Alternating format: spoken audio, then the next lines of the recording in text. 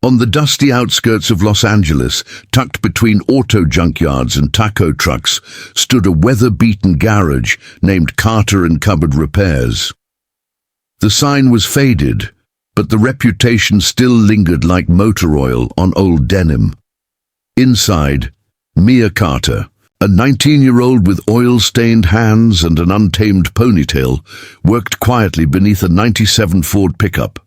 Her late afternoons were usually quiet, filled with classic rock on a static radio and the soothing hum of engines. Her father, Ethan Carter, once hailed as the finest mechanic west of Texas, now sat on a stool in the corner, his back injury a permanent reminder of dreams deferred. Mia had learned everything from him, through watching, mimicking, and eventually surpassing him. She didn't need praise. The roar of a fixed engine was enough, but life had its way of throwing sparks into still oil. And one spark was about to become a fire. That Thursday afternoon, the garage's calm was shattered by the screech of tires and the glittering glare of a flatbed truck pulling in. On it sat a wrecked Ferrari Enzo, its body twisted, engine dead, and soul lost.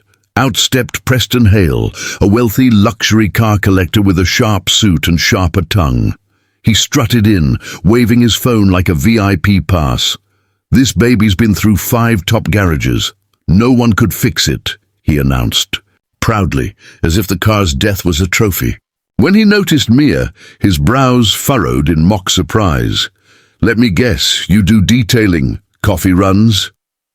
The shop went awkwardly quiet. Mia stood, wiping her hands calmly.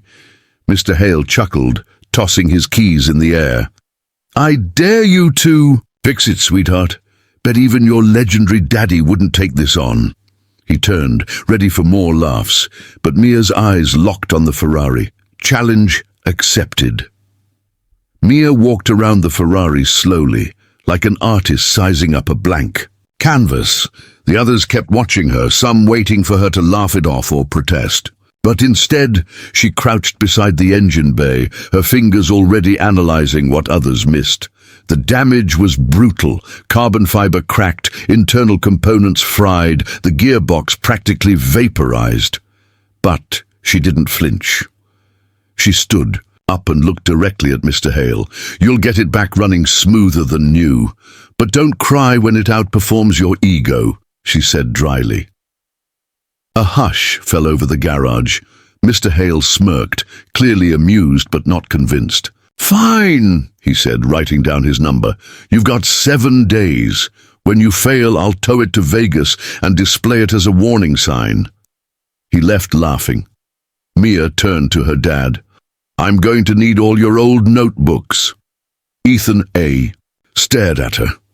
Then slowly he nodded.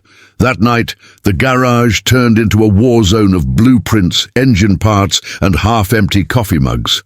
Mia sat at her workbench, poring over Ferrari schematics, YouTube footage of Enzo crashes, and hand-drawn diagrams from her dad's old binders. She didn't have a team of engineers. She didn't need one. She had intuition, precision, and the kind of obsession that turned a hobby into genius. Ethan watched quietly from the back, occasionally warning her where past mechanics had failed. Mia barely spoke. Her hands moved faster than her thoughts. She disassembled the damaged engine like a surgeon, her face lit by the flickering desk lamp. Every stripped bolt, every cracked manifold pushed her deeper into a trance. The garage was silent, except for the symphony of tools. She wasn't trying to prove anything to Mr. Hale. She just wanted to prove that her last name still meant something in the world of machines. By day 4, fatigue crept into Mia's bones. Her fingers were blistered, and her eyes stung from lack of sleep. The Ferrari's frame was reinforced, the electronics replaced, and the custom part she was machining had failed twice already. She slammed the wrench down in frustration. "Maybe Hale was right," she muttered.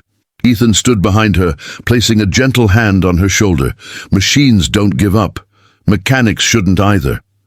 It wasn't just encouragement, it Was legacy speaking through worn hands?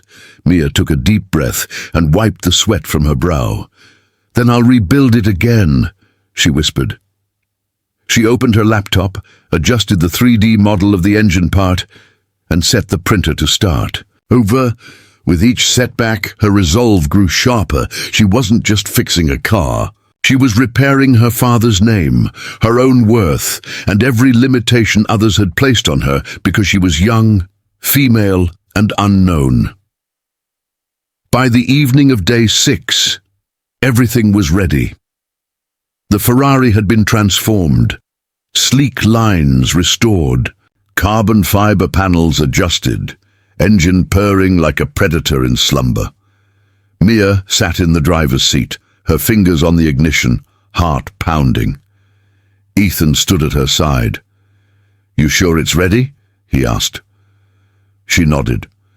With a single turn of the key, the engine roared to life. Not coughed, not sputtered. Roared, loud, smooth, confident. The mechanics who had doubted her stood frozen. The garage filled with the unmistakable sound of success. Mr. Hale arrived minutes later, smug as ever, until he heard it.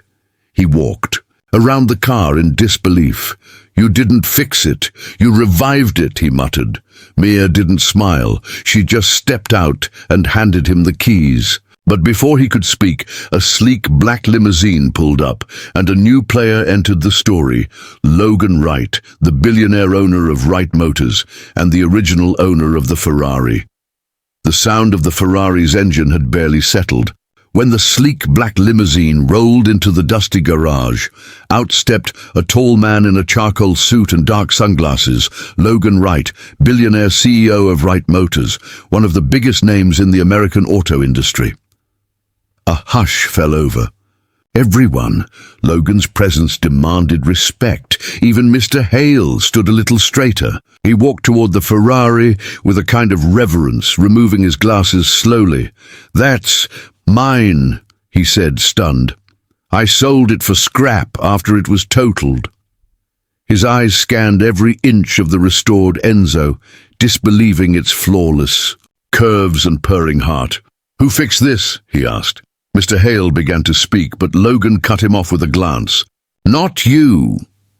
Mia stepped forward, wiping her hands on her coveralls. "I did," she said quietly. Logan stared at her for a long moment, then smiled, genuinely.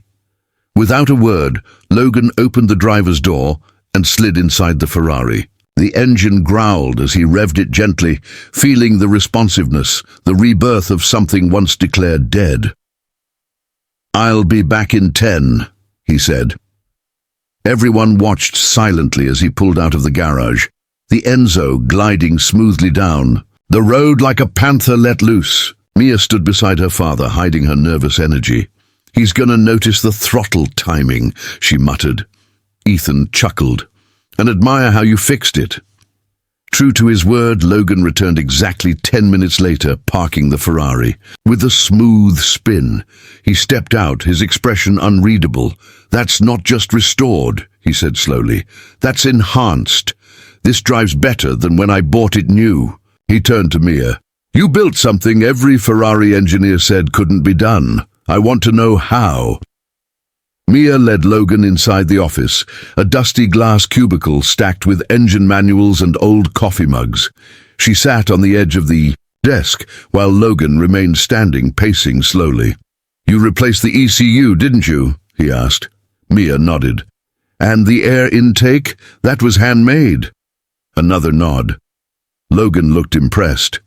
"You did all this alone?" She hesitated, then glanced at her father. "Not alone. I learned everything from him." Logan smiled. "Good teachers are rare. Great students are rarer."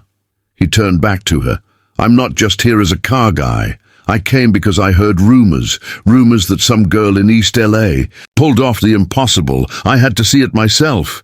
Mia folded her arms. "You've seen it. What now?" Logan raised an eyebrow.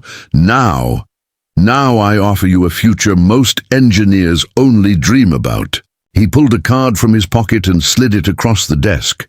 On the card was the Wright Motors Engineering Institute logo, an elite R&D facility based in Silicon Valley, known for designing future mobility tech. Logan continued, "Full scholarship to our Engineering Accelerator program. Room, board, salary, and a guaranteed role in my innovation team. You'll be working on next-gen automotive intelligence, electric engines, autonomous systems, real cutting-edge stuff."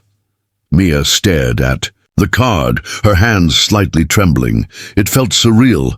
"Why me?" she asked. "There are engineers at MIT, Stanford." Logan leaned in. "None of them rebuilt a Ferrari Enzo from a graveyard and made it better than stock. And none of them think like you do. You're not just skilled, you're gifted." She looked at her dad, who remained silent but gave a subtle nod. Logan noticed. "Your father's welcome too. We could use his wisdom."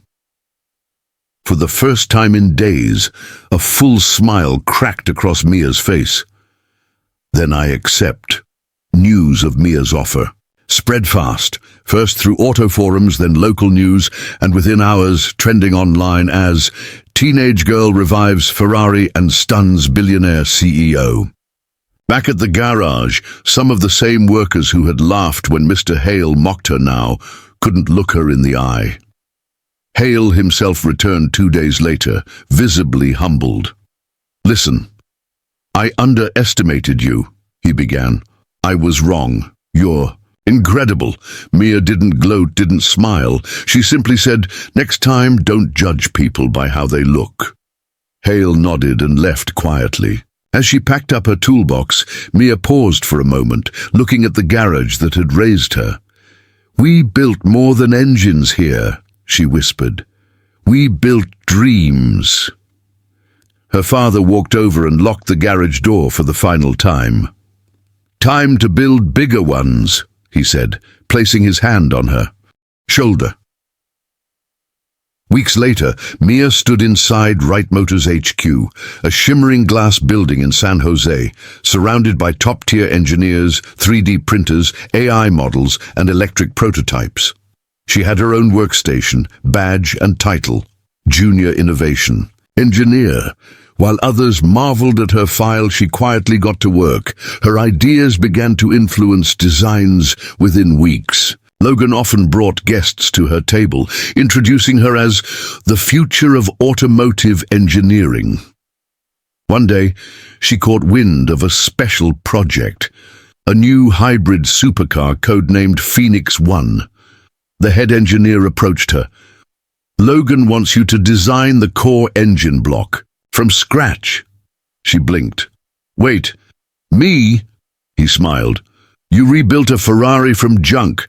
Now try building one from nothing." Mia picked up her tools and grinned. "Let's get to work." She had gone from being underestimated to becoming the center of the automotive future, and she was just getting started. Back in Los Angeles, the old Carter garage remained closed, but not forgotten. Locals painted a mural outside the building of Mia beside the Ferrari, with the words, "Built from dust, driven by fire." Ethan, now retired for good, visited often, sometimes standing quietly in front of it with pride swelling in his chest. Meanwhile, in Silicon Valley, Mia designed not just cars, but systems, innovations, and solutions the world hadn't seen yet. She never forgot her roots. She had a framed picture of the garage on her desk and often FaceTimed her dad when stuck on a tricky module. The girl who had once been mocked for being just a mechanic's daughter was now shaping the future of driving. Not because she chased greatness, but because she chased excellence. And the world finally caught up. The buzz inside Wright Motors' advanced engineering division was electric, literally and figuratively. Mia Carter stood at the center of a glass-walled lab, surrounded by digital schematics, robotic arms, and autonomous testing modules. In front of her was a massive 3D display marked Project Phoenix One. Logan Wright had handpicked her to lead engine design for the company's most ambitious hypercar, an all-electric, AI-integrated supercar meant to redefine global automotive standards. As team members gathered around, older engineers from MIT, Stanford and Germany waited to see what this 19-year-old garage girl could offer, but Mia was calm. She projected her hand-drawn sketches onto the main screen, layered with sensor-based fluid motion studies. "This won't just be a fast car," she explained. "It will think, adapt, and learn from its driver." The room went silent. Then Logan clapped slowly, grinning. "Gentlemen, welcome to the future." And she just introduced herself. As days turned into weeks, Mia didn't just keep up with the elite engineers. She led them. Her hands-on experience, combined with creative instincts, allowed her to solve real-world problems others overlooked. When a senior engineer dismissed her AI engine logic diagram as unrealistic, she built a working prototype in 48 hours. When an Italian consultant mocked her use of recyclable aluminum carbon fiber blends, she proved the material outperformed traditional ones in heat dissipation. Slowly, the murmurs of doubt died down. She wasn't just a girl with talent, she was an engineer with vision.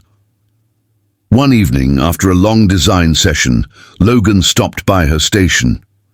"They're starting to call you the Garage Whisperer," he said. Mia smiled faintly. "Let them talk, I'd rather build." He laughed. "You sound like your dad." Her smile deepened. "Everything I do, I carry him with me." And she meant it with every wrench, every wire, and every decision. Back in Los Angeles, Ethan Carter sat on his porch, a quiet cup of coffee in hand when his phone rang. It was an unknown number, but the voice was familiar. "Preston Hale." "Ethan, it's me. Listen, I know I've been a fool, but your daughter, she's a legend now. I'm opening a new automotive museum downtown. I'd like to buy back your old garage and preserve it. Name it the Mia Carter Innovation Wing." Ethan was quiet for a long time. "You mocked her," he finally said. "Yes, and I'll regret that forever," Hale admitted. "But people need to know where she started. Kids should see that genius can grow from grease and grit." After a pause, Ethan replied, "I'll agree, but not for money.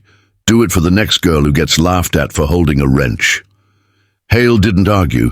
The deal was made, and Mia's humble beginnings were about to inspire thousands. Months later, inside a sleek Silicon Valley showroom, the Phoenix One stood on a rotating platform beneath a custom spotlight. It looked like something out of a dream. Sleek curves, matte finish carbon fiber, a pulse-lit logo, and butterfly doors. Reporters from all over the world gathered. Logan took the stage. "What you see behind me," he said, "isn't just a car, it's a revolution, and it was led by one name, Mia Carter." Cameras flashed as Mia stepped forward. Nervous but composed, she addressed the crowd. "This car was born from challenge, from being told you can't, to proving we could. Phoenix One is proof that innovation doesn't always come from boardrooms. Sometimes it comes from backyard garages." The audience erupted into applause. Somewhere in the back row, Ethan Carter stood teary-eyed, clapping harder than anyone else. His daughter had just unveiled a car that would change history, and she did it on her own terms. The weeks after the Phoenix launch were a whirlwind. Mia was featured on magazine covers, Forbes, Wired, Popular Mechanics, and interviewed on national TV. But she remained grounded. She declined luxury endorsements and flashy sponsorships. Instead, she funded a scholarship program for underprivileged girls interested in mechanics and engineering, calling it Hands and Heart. "You don't need to wear a lab coat to invent," she told one group of students during a visit. "Sometimes all you need is an open hood and the courage to get your hands dirty." The story of the girl who once fixed cars in a dusty garage became a curriculum case study at major universities. Professors quoted her solutions, and schools renamed their engineering clubs in her honor. But for Mia, Fame wasn't the goal. The work was, and she kept showing up to the lab every morning, still wearing boots, still smelling of motor oil, and still dreaming bigger. One quiet Saturday, Logan handed Mia a custom key. "I had something made for you," he said. Mia followed him into a private showroom where a black and red Ferrari Enzo stood. Her Ferrari, the same one she had rebuilt months ago, but now it bore a small metal plate near the dash. "Restored. By Mia Carter. Proof nothing is impossible." Logan smiled. "It's yours." Mia was stunned. "I can't accept this," Logan chuckled. "You earned it, and besides, it belongs with its true creator." Tears welled in her eyes as she climbed inside, the familiar scent of leather and victory washing over her. She turned the ignition, and the engine came alive once again. This time there was no dare, no mocking voice, only silence, the hum of brilliance, and the open California road waiting. She drove out of the facility, sunlight reflecting off the hood, knowing the world was finally hers to drive. Years later, the name Mia Carter would be etched on everything from patents to performance awards. She became not just an engineer, but a global icon for ingenuity, grit, and the power of belief. The Carter Innovation Center opened in downtown LA, built on the site of her old garage.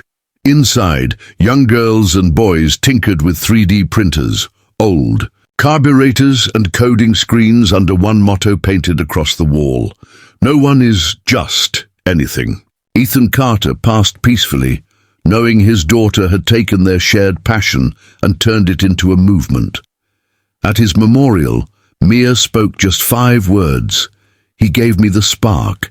And as long as engines roared, as long as dreams were doubted, and as long as someone dared to pick up a wrench, they would remember the girl who rewrote what was possible, not in a lab, but in a garage.